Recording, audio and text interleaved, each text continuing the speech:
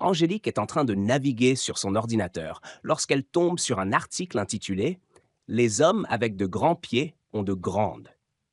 Après l'avoir lu, Angélique devient tout excitée et commence à voir les choses différemment.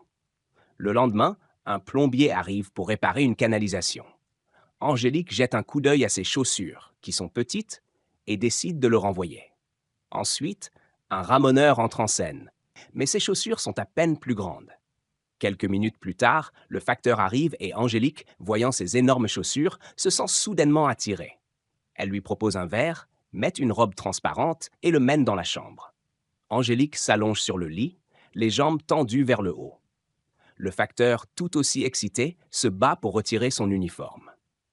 Le bouton du col est coincé et, frustré, il s'écrie « Ces vieilles chemises sont beaucoup trop serrées et les chaussures trop grandes ». Un homme entre dans un supermarché et demande à acheter un demi-chou. Félix, qui travaille dans cette section, lui explique qu'ils ne vendent que des choux entiers. L'homme insiste pour un demi-chou. Félix va voir son chef. Le patron, ce vieux monsieur, veut acheter un demi-chou. Quand il se retourne, il remarque que l'homme est juste derrière lui. Félix répond rapidement, et ce monsieur a gentiment accepté de prendre l'autre moitié. Le manager accepte, et l'homme quitte le magasin.